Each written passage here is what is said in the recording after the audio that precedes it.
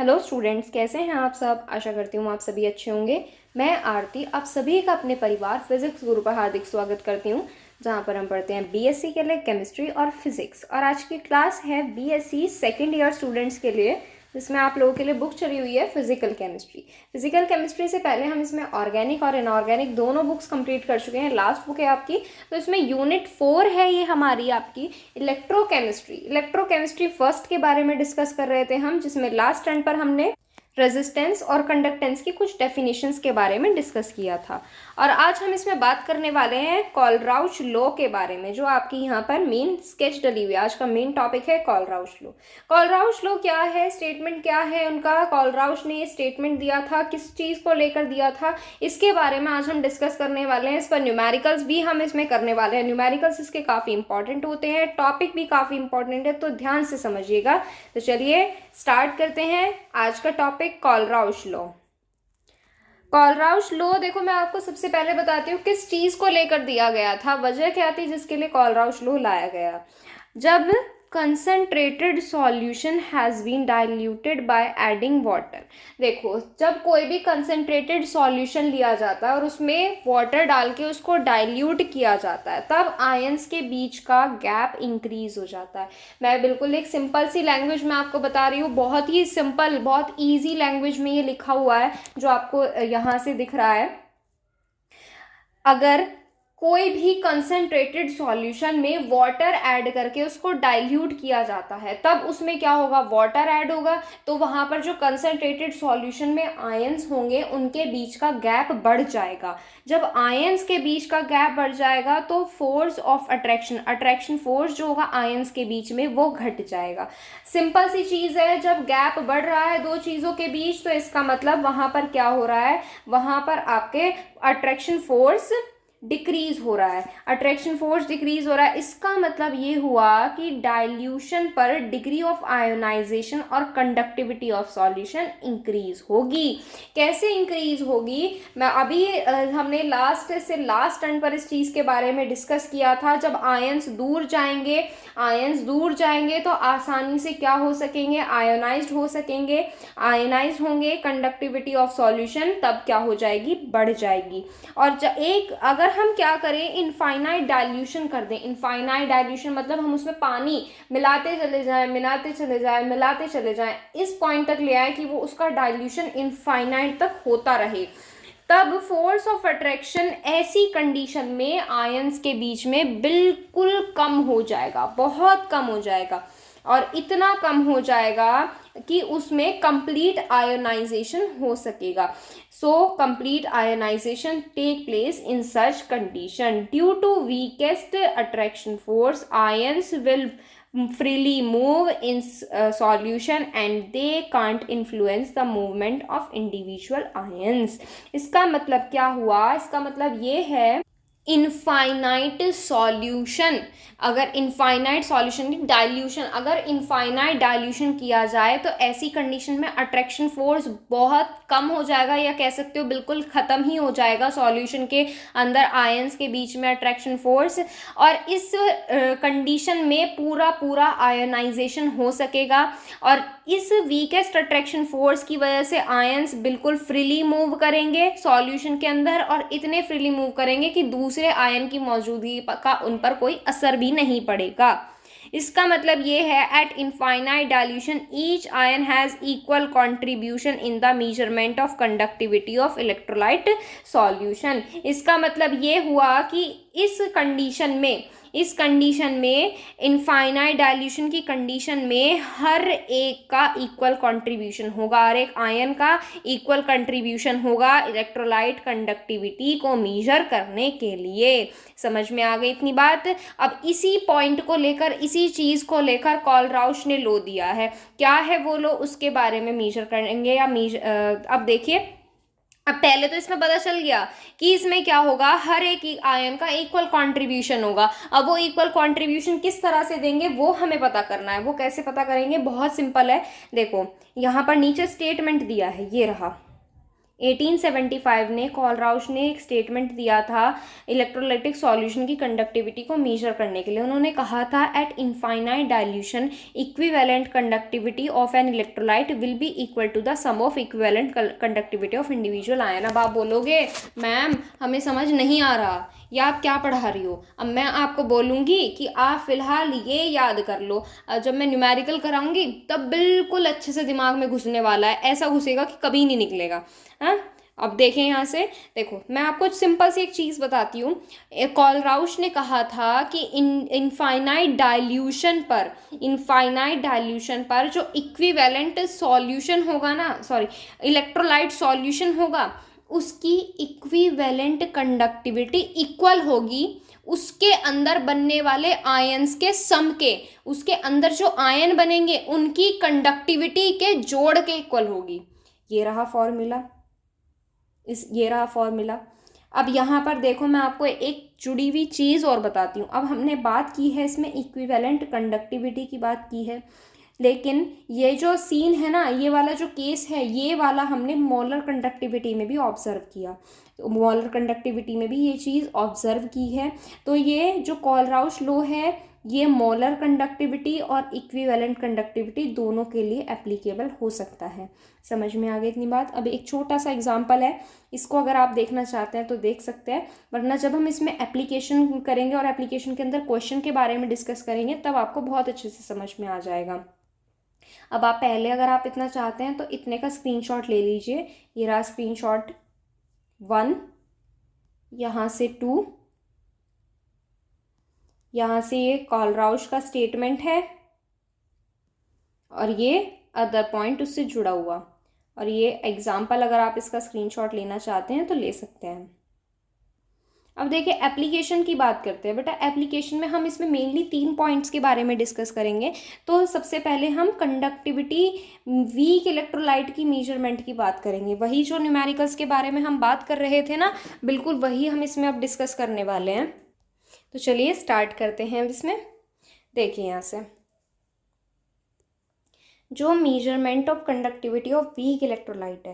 देखो अब मैं वीक इलेक्ट्रोलाइट और स्ट्रॉन्ग इलेक्ट्रोलाइट के बारे में हमने इसमें हमारे फर्स्ट लेक्चर में इसमें डिस्कस किया था, जो इस यूनिट का फर्स्ट लेक्चर था। तो इसमें स्ट्रॉन्ग और वीक इलेक्ट्रोलाइट के बारे में कहा गया था। अब देखो कंडक्टिविटी जो होती है स्ट्रॉन्ग इलेक्ट्रोलाइट की, वो आप ग्राफिकल मैथड से मीजर कर सकते हो, आसानी से मीजर हो सकती है। बिकॉज स्ट्रॉन्ग इलेक्ट्रोलाइट में क्या होते हैं, कंडक्टिविटी में वेरिएशंस जो कंसेंट्रेशन के साथ होते हैं वो एक स्ट्रेट लाइन में ऑब्जर्व होते हैं। पर वीक इलेक्ट्रोलाइट में ऐसा नहीं होता। वीक इलेक्ट्रोलाइट में कंडक्टिविटी जो होती है एबनॉर्मल होती है, तो इसकी वजह से ये ग्राफिकली आसानी से मेजर नहीं की जा सकती है। तो कंडक्टिविटी ऐसे इलेक्ट्रोलाइट की इनडायरेक्टली मेथड से यूज करते हैं, फाइंड करते हैं। और वो कौन सा मेथड है, इनडायरेक्ट मेथड है कोलराउश का मेथड। कोलराउश का लॉ है, उस लॉ से आसानी से वीक इलेक्ट्रोलाइट के लिए हम फाइंड कर सकते हैं। आगे देखिए क्या मेथड है। The conductivity of these electrolyte can be measured indirectly by using Kohlrausch law.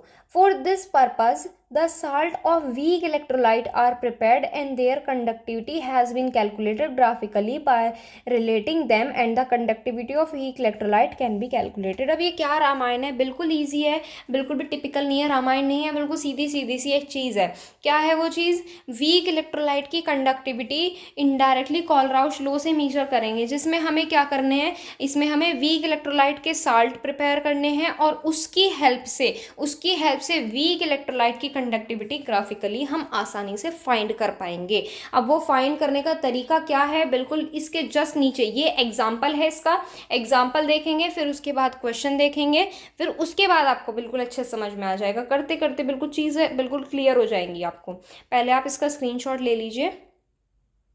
हम आपको PDF अवेलेबल नहीं करा पाएंगे, उसके लिए आपको पहले स्क्रीनशॉट ही लेना होगा, आपको PDF नहीं मिलेगी यहाँ से।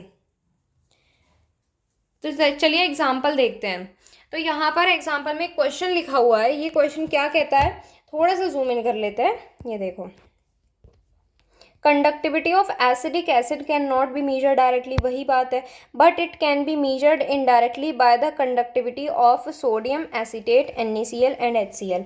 एसिटिक एसिड की कंडक्टिविटी डायरेक्टली मेजर नहीं कर सकते हैं, पर उसमें सोडियम एसीटेट और NaCl और HCl की कंडक्टिविटी से की हेल्प से हम क्या कर सकते हैं, एसिटिक एसिड की कंडक्टिविटी फाइंड कर सकते हैं। अब हमें क्या दिया, देखो एसिटिक एसिड दिया है CH3COOH, सोडियम एसीटेट दिया है, क्या होता है CH3COO, Na होता है, NaCl और HCl दिया है। इनको हमें पहले क्या करना है, इनफाइनाइट डाइल्यूशन पे आयंस में ब्रेक करना है और फिर वहां से उसकी हेल्प से हम इसकी कंडक्टिविटी फाइंड करेंगे। ठीक है, चलिए स्टार्ट करते हैं। तो सबसे पहले हमने क्या किया, एसिटिक एसिड को आयंस में ब्रेक किया।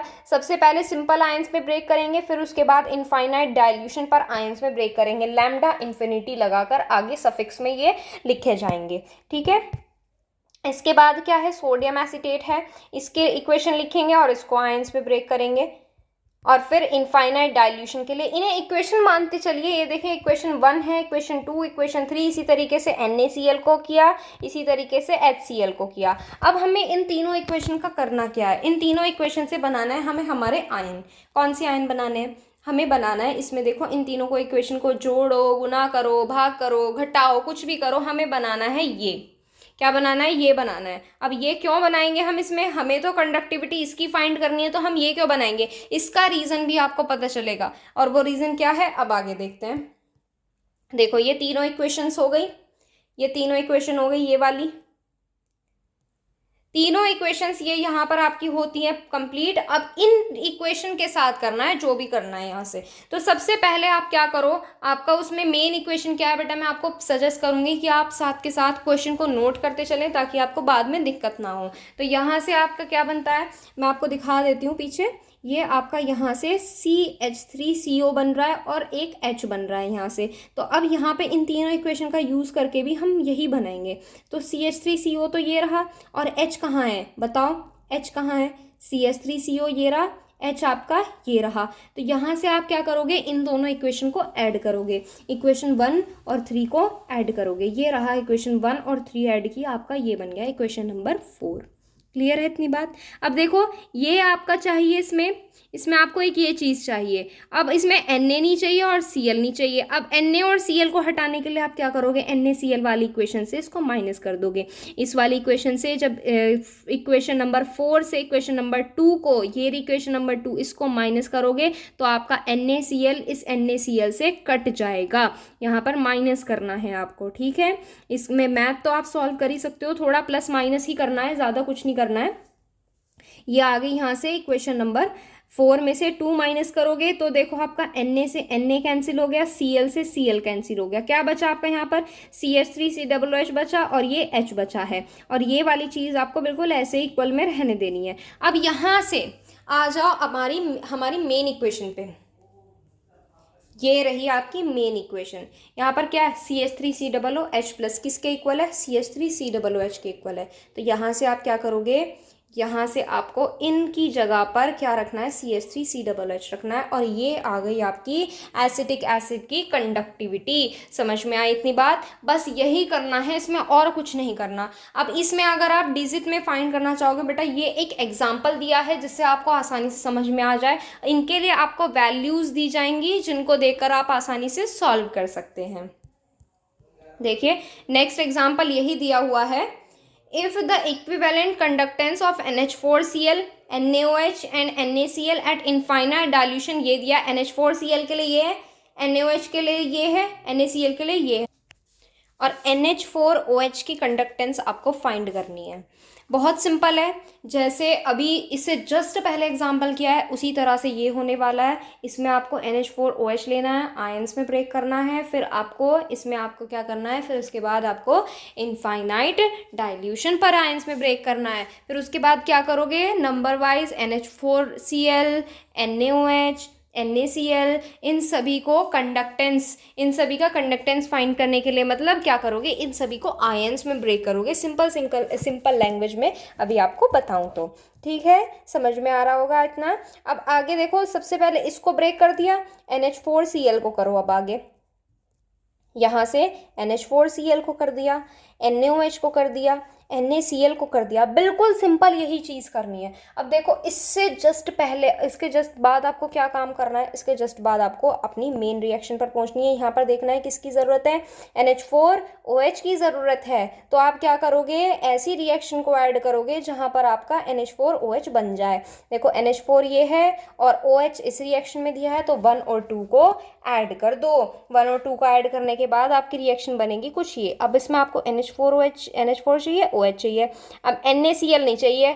NaCl हटाने के लिए आप क्या करोगे, इस इक्वेशन को इसमें से घटा दोगे, 3 में से घटा दोगे। घटा दो, क्या बनेगी इक्वेशन, आपकी इक्वेशन कुछ इस तरह से बन जाएगी। Cl से Cl कैंसिल, Na से Na कैंसिल। अब यहाँ पर क्या बचा, NH4 बचा और OH बचा बेटा, जो किसके इक्वल है, NH4OH के इक्वल है। अब आपको यहाँ पर इसकी भी वैल्यू दी है, इसकी भी वैल्यू दी है, इसकी भी वैल्यू दी है। वैल्यूज पुट करो और कैलकुलेशन करो, जोड़ना है, घटाना है और कुछ नहीं करना है। इसके बाद आपका आंसर निकल जाएगा। आशा करती हूँ बिल्कुल पूरी मुझे उम्मीद है आपको समझ में आया होगा। बहुत ईजीएस्ट वे में आपको समझाने की कोशिश की है यहाँ पर हमने। तो यहाँ से आप क्या कर सकते हैं, फर्स्ट पॉइंट इसका एप्लीकेशन का स्क्रीनशॉट ले लीजिए। ये हो गया यहाँ से, नेक्स्ट ये हो गया। इसके बाद बेटा क्वेश्चन का स्क्रीनशॉट लो। यहाँ से आपके थोड़ी सी कैलकुलेशन हो गई है।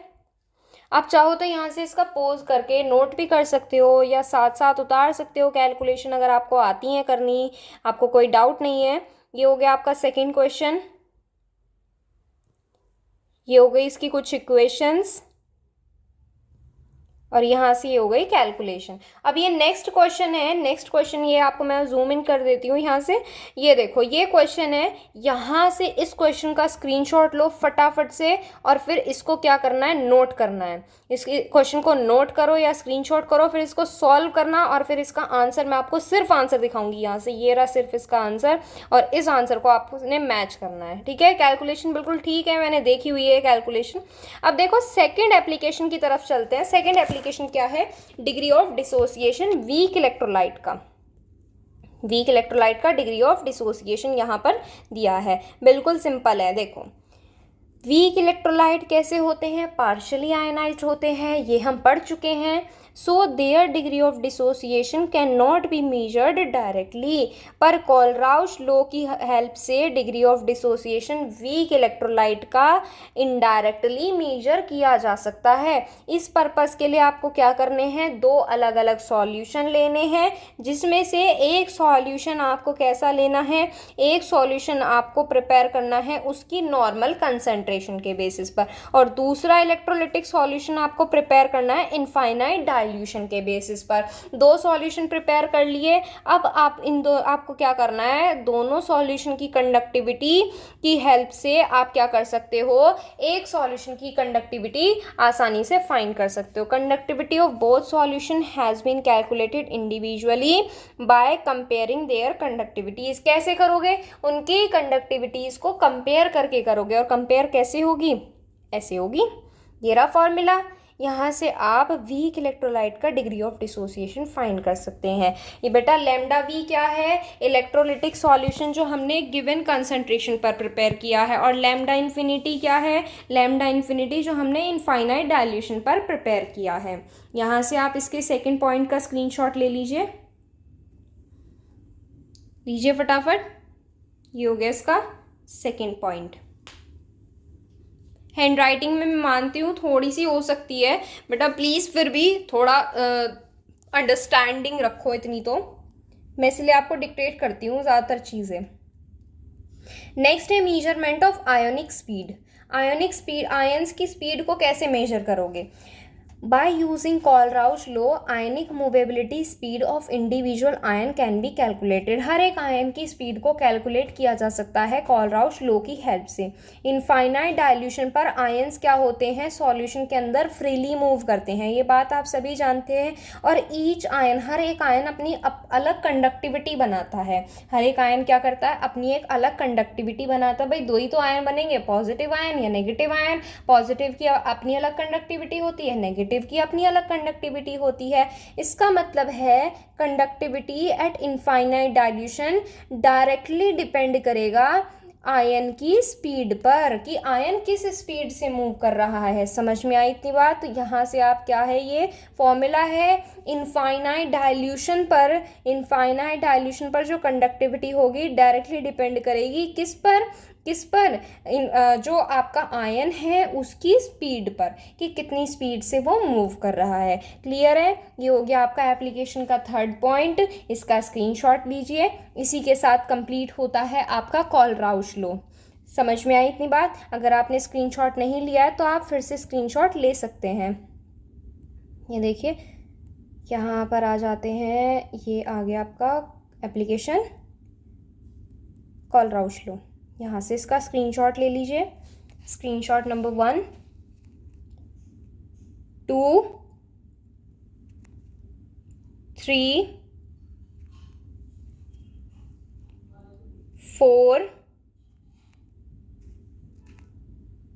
ये आ गई यहाँ पे आपकी एप्लीकेशंस।